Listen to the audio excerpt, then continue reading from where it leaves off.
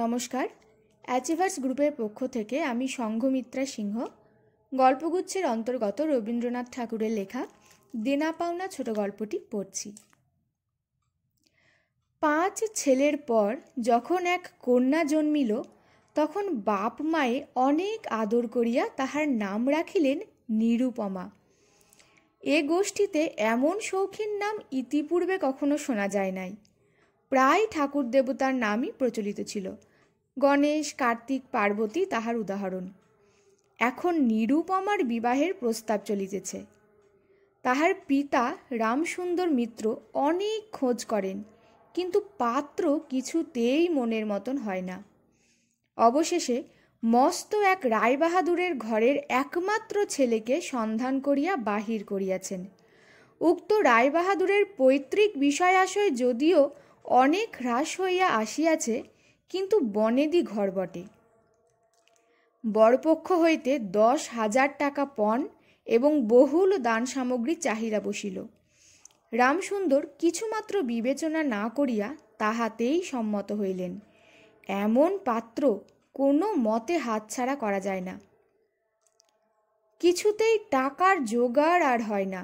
বাঁধা দিয়া বিক্রয় করিয়া অনেক চেষ্টাতেও 6,7 বাকি রহিল। এদিকে বিবাহের দিন নিকট হইয়া আসিয়াছে।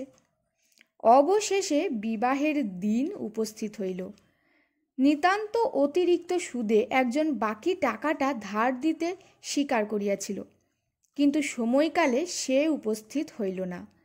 বিবাহ সভায় একটা তুমুল গোলযোগ বাঁধিয়া গেল। রামসুন্দর আমাদের রায়বাহাদুরের হাতে পায়ে ধরিয়া বলিলেন, শুভকার্য সম্পন্ন হইয়া যাক, আমি নিশ্চয়ই টাকাটা শোধ করিয়া দিব। রায়বাহাদুর বলিলেন, টাকা হাতে না পাইলে বর সভাস্থ করা যাইবে না। এই দুর্ঘটনায় অন্তঃপুরে একটা কান্না পড়িয়া গেল। এই গুরুতর বিপদের যে মূল কারণ, সে চেলি পড়িয়া, গহনা পড়িয়া, কপালে চন্দন লেপিয়া চুপ করিয়া বসিয়া আছে। ভাবি শ্বশুরকুলের প্রতি যে তাহার খুব একটা ভক্তি কিংবা অনুরাগ জন্মিতেছে, তাহা বলা যায় না। ইতিমধ্যে একটা সুবিধা হইল। বর সহসা তাহার পিতৃদেবের অবাধ্য হইয়া উঠিল। সে বাপকে বলিয়া বসিল, কেনা বেচা দরদামের কথা আমি বুঝি না, বিবাহ করিতে আসিয়াছি, বিবাহ করিয়া যাইব। বাপ যাহাকে দেখিল তাহাকেই বলিল, দেখেছেন মহাশয় আজকালকার ছেলেদের ব্যবহার? 2-1 প্রবীণ লোক ছিল, তাহারা বলিল, শাস্ত্র শিক্ষা নীতি শিক্ষা একেবারে নাই, কাজেই। বর্তমান শিক্ষার বিষময় ফল নিজের সন্তানের মধ্যে প্রত্যক্ষ করিয়া রায়বাহাদুর হতোদ্যম হইয়া বসিয়া রহিলেন। বিবাহ এক প্রকার বিষণ্ণ নিরানন্দভাবে সম্পন্ন হইয়া গেল। শ্বশুরবাড়ি যাইবার সময় নিরুপমাকে বুকে টানিয়া লইয়া বাপ আর চোখের জল রাখিতে পারিলেন না। নীরু জিজ্ঞাসা করিল, তারা কি আর আমাকে আসতে দেবে না বাবা? রামসুন্দর বলিলেন, কেন আসতে দেবে না মা? আমি তোমাকে নিয়ে আসব। রামসুন্দর প্রায় মেয়েকে দেখিতে যান, কিন্তু বেহাই বাড়িতে তার কোনো প্রতিপত্তি নাই। চাকরগুলো পর্যন্ত তাহাকে নিচু নজরে দেখে। অন্তঃপুরের বাহিরে একটা স্বতন্ত্র ঘরে 5 মিনিটের জন্য কোনো দিন বা মেয়েকে দেখিতে পান, কোনো দিন বা দেখিতে পান না। কুটুম্ব গৃহে এমন করিয়া তো আর অপমান সহ্য করা যায় না। রামসুন্দর স্থির করিলেন, যেমন করিয়া হোক টাকাটা শোধ করিয়া দিতে হইবে। কিন্তু যে ঋণভার কাঁধে চাপিয়াছে, তাহারই ভার সামলানো দুঃসাধ্য। খরচপত্রের অত্যন্ত টানাটানি পড়িয়াছে এবং পাওনাদারদের দৃষ্টি এড়াইবার জন্য সর্বদাই নানা রূপহীন কৌশল অবলম্বন করিতে হইতেছে। এদিকে শ্বশুর বাড়ি উঠিতে বসিতে মেয়েকে খোঁটা লাগাইতেছে। পিতৃগৃহের নিন্দা শুনিয়া ঘরে দ্বার দিয়া অশ্রু বিসর্জন তাহার নিত্য ক্রিয়ার মধ্যে দাঁড়াইয়াছে। বিশেষত শাশুড়ির আক্রোশ আর কিছুতেই মেটে না। যদি কেহ বলে, আহা কি শ্রী, বউয়ের মুখখানি দেখিলে চোখ জুড়াইয়া যায়, শাশুড়ি ঝংকার দিয়া বলিয়া ওঠে, শ্রী তো ভারী, যেমন ঘরের মেয়ে তেমনি শ্রী। এমনকি বউয়ের খাওয়া পড়ারও যত্ন হয় না। যদি কোনো দয়াপরতন্ত্র প্রতিবেশিনী কোনো ত্রুটির উল্লেখ করে, শাশুড়ি বলে, ওই ঢের হয়েছে। অর্থাৎ বাপ যদি পুরা দাম দিত তো মেয়ে পুরা যত্ন পাইত। সকলেই এমন ভাব দেখায় যেন বধূর এখানে কোনো অধিকার নাই, ফাঁকি দিয়া প্রবেশ করিয়াছে। বোধহয় কন্যার এই সকল অনাদর এবং অপমানের কথা বাপের কানে গিয়া থাকিবে, তাই রামসুন্দর অবশেষে বসত বাড়ি বিক্রয়ের চেষ্টা করিতে লাগিলেন। কিন্তু ছেলেদের যে গৃহহীন করিয়া বসিয়াছেন সে কথা তাহাদের নিকট হইতে গোপন রাখিলেন। স্থির করিয়াছিলেন বাড়ি বিক্রয় করিয়া সেই বাড়ি ভাড়া লইয়া বাস করিবেন। এমন কৌশলে চলিবেন যে তাহার মৃত্যুর পূর্বে এ কথা বাড়ির ছেলেরা জানিতে পারিবে না। কিন্তু ছেলেরা জানিতে পারিল। সকলে আসিয়া কাঁদিয়া পড়িল। বিশেষত বড় 3টি ছেলে বিবাহিত এবং তাহাদের কারো বা সন্তান আছে। তাদের আপত্তি অত্যন্ত গুরুতর হইয়া দাঁড়াইল।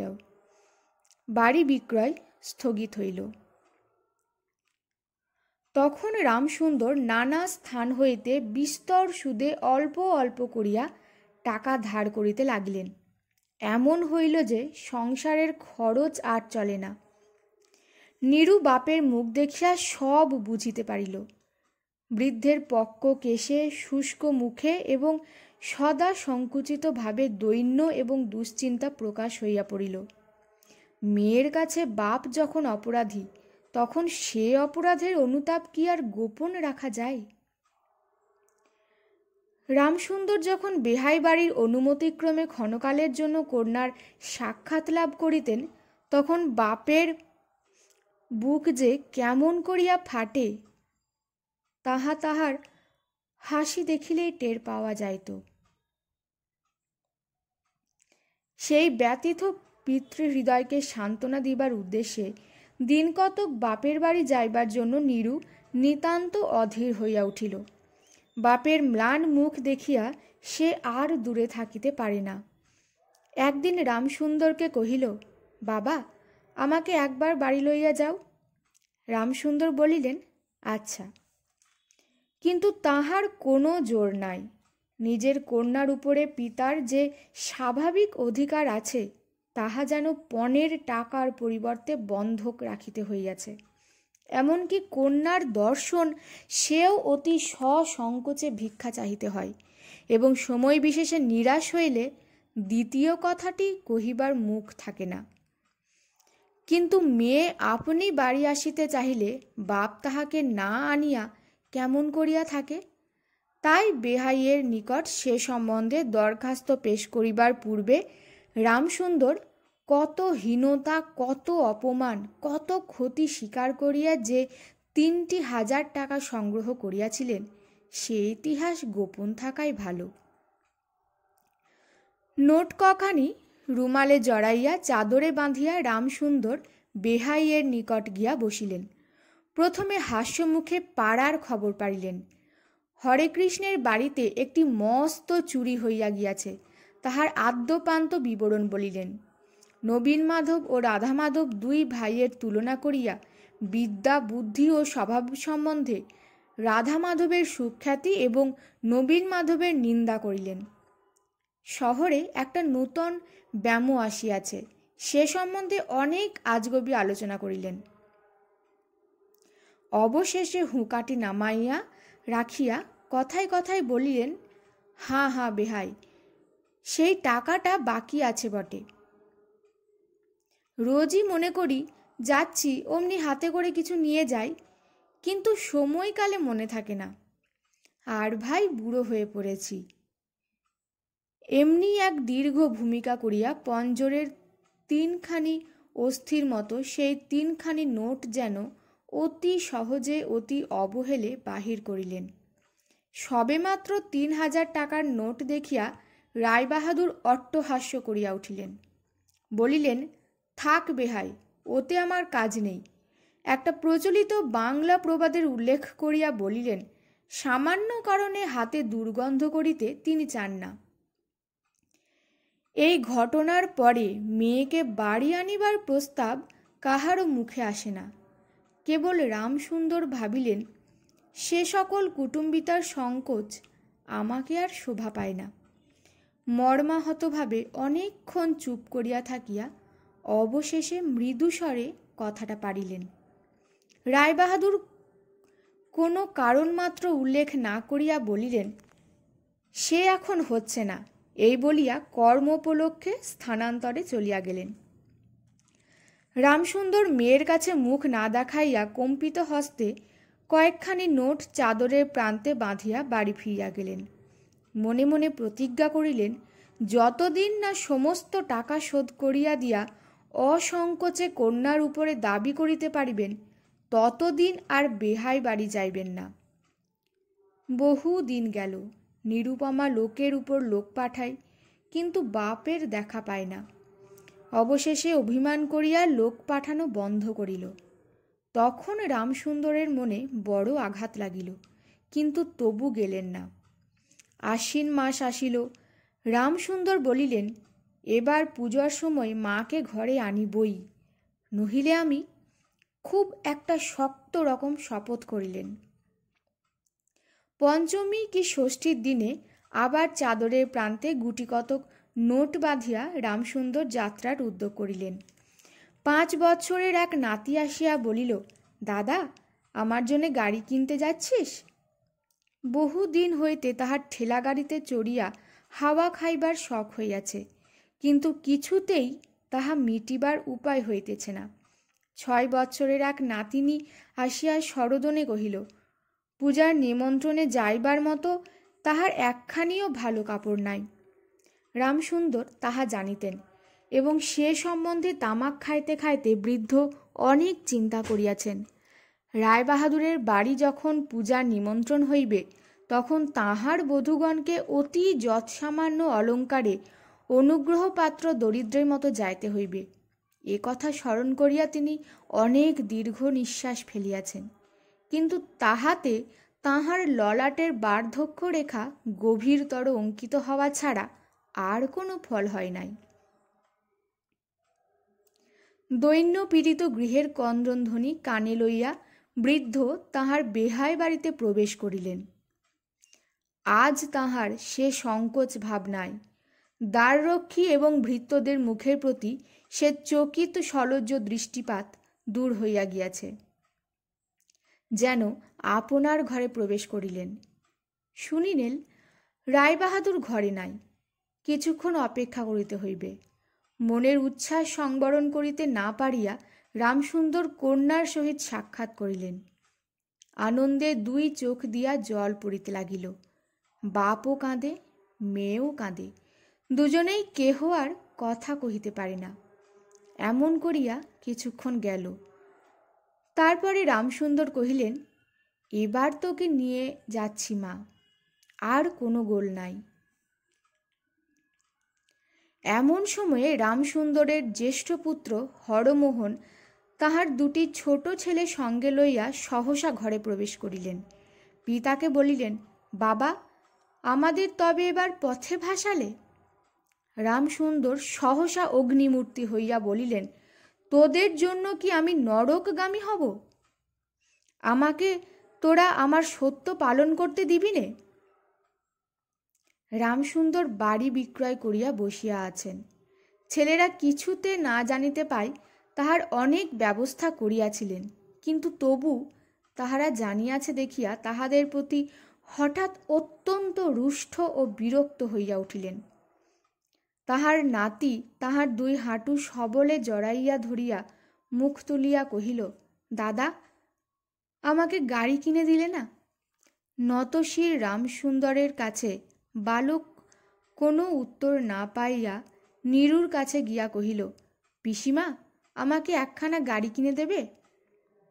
নিরুপমা সমস্ত ব্যাপার বুঝিতে পারিয়া কহিল, বাবা, তুমি যদি আর 1 পয়সা আমার শ্বশুরকে দাও, তাহলে আর তোমার মেয়েকে দেখতে পাবে না, এই তোমার গা ছুঁয়ে বললুম।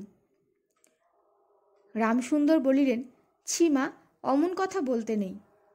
আর এ টাকাটা যদি আমি না দিতে পারি তাহলে তোর বাপের অপমান আর তোরও অপমান। নীরু কহিল, টাকা যদি দাও তবেই অপমান। তোমার মেয়ের কি কোনো মর্যাদা নেই? আমি কি কেবল একটা টাকার থলি? যতক্ষণ টাকা আছে ততক্ষণ আমার দাম। না বাবা, এ টাকা দিয়ে তুমি আমাকে অপমান করো না। তাছাড়া আমার স্বামী তো এ টাকা চান না। রামসুন্দর কহিলেন, তাহলে তোমাকে যেতে দেবে না মা? নিরুপমা কহিল, না দেয় তো কি করবে বলো? তুমিও আর নিয়ে যেতে চেও না। রামসুন্দর কম্পিত হস্তে নোট বাঁধা চাদরটি কাঁধে তুলিয়া আবার চোরের মতো সকলের দৃষ্টি এড়াইয়া বাড়ি ফিরিয়া গেলেন। কিন্তু রামসুন্দর এই যে টাকা আনিয়াছিলেন এবং কন্যার নিষেধে সে টাকা না দিয়েই চলিয়া গিয়াছেন, সে কথা গোপন রহিল না। কোনো স্বভাব কৌতূহলী দ্বারলগ্ন কর্ণ দাসী নীরুর শাশুড়িকে এই খবর দিল। শুনিয়া তাহার আর আক্রোশের সীমা রহিল না। নিরুপমার পক্ষে তাহার শ্বশুরবাড়ি সরসজ্জা হইয়া উঠিল। এদিকে তাহার স্বামী বিবাহের অল্পদিন পরেই ডেপুটি ম্যাজিস্ট্রেট হইয়া দেশান্তরে চলিয়া গিয়াছে এবং পাছে সংসর্গ দোষে হীনতা শিক্ষা হয় এই ওজরে সম্প্রতি বাপের বাড়ির আত্মীয়দের সহিত নীরুর সাক্ষাৎকার সম্পূর্ণ নিষিদ্ধ হইয়াছে। এই সময় নীরুর একটা গুরুতর পীড়া হইল, কিন্তু সেজন্য তাহার শাশুড়িকে সম্পূর্ণ দোষ দেওয়া যায় না। শরীরের প্রতি সে অত্যন্ত অবহেলা করিত। কার্তিক মাসের হিমের সময় সমস্ত রাত মাথার দরজা খোলা, শীতের সময় গায়ে কাপড় নাই, আহারের নিয়ম নাই। দাসীরা যখন মাঝে মাঝে খাবার আনিতে ভুলিয়া যাইত, তখন যে তাহাদের একবার মুখ খুলিয়া স্মরণ করাইয়া দেওয়া, তাহাও সে করিত না। সে যে পরের ঘরে দাস দাসী এবং কর্তা গৃহিণীদের অনুগ্রহের উপর নির্ভর করিয়া বাস করিতেছে, এই সংস্কার তাহার মনে বদ্ধমূল হইতেছিল। কিন্তু এরূপ ভাবটাও শাশুড়ির সহ্য হইত না। যদি আহারের প্রতি বধূর কোনো অবহেলা দেখিতেন, তবে শাশুড়ি বলিতেন, নবাবের বাড়ির মেয়ে কিনা, গরিবের ঘরের অন্ন ওর মুখে রোচে না। কখনো বা বলিতেন, দেখো না একবার ছিঁড়ি হচ্ছে, দেখো না, দিনে দিনে যেন পোড়া কাঠ হয়ে যাচ্ছে। রোগ যখন গুরুতর হইয়া উঠিল, তখন শাশুড়ি বলিলেন, ওর সমস্ত ন্যাকামি। অবশেষে একদিন নীরু সবিনয়ে শাশুড়িকে বলিল, বাবাকে আর আমার ভাইদের একবার দেখব মা। শাশুড়ি বলিলেন, কেবল বাপের বাড়ি যাইবার ছল। কেহ বলিলে বিশ্বাস করিবে না, যেদিন সন্ধ্যার সময় নীরুর শ্বাস উপস্থিত হইল, সেই দিন প্রথম ডাক্তার দেখিল এবং সেই দিন ডাক্তারের শেষ দেখা হইল। বাড়ির বউ মরিয়াছে। খুব ধুম করিয়া অন্ত্যেষ্টিক্রিয়া সম্পন্ন হইল।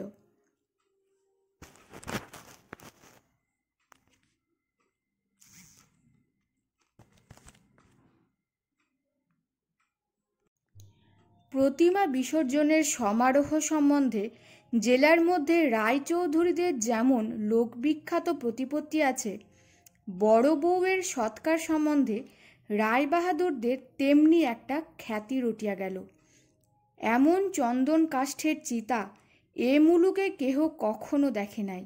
এমন ঘটা করিয়া শ্রাদ্ধও কেবল রায়বাহাদুরদের বাড়িতেই সম্ভব, এবং শোনা যায় ইহাতে তাহাদের কিঞ্চিত ঋণ হইয়াছিল। রামসুন্দরকে সান্ত্বনা দিবার সময় তাহার মেয়ের যে কিরূপ মহা সমারোহে মৃত্যু হইয়াছে, সকলেই তাহার বহুল বর্ণনা করিল। এদিকে ডেপুটি ম্যাজিস্ট্রেটের চিঠি আসিল। আমি এখানে সমস্ত বন্দোবস্ত করিয়া লইয়াছি, অতএব অবিলম্বে আমার স্ত্রীকে এখানে পাঠাইবে। রায়বাহাদুরের মহিষী লিখিলেন, বাবা, তোমার জন্য আর একটি মেয়ের সম্বন্ধ করিয়াছি, অতএব অবিলম্বে ছুটি লইয়া এখানে আসিবে। এবারে 20,000 টাকা পণ এবং হাতে হাতে আদায়। নমস্কার।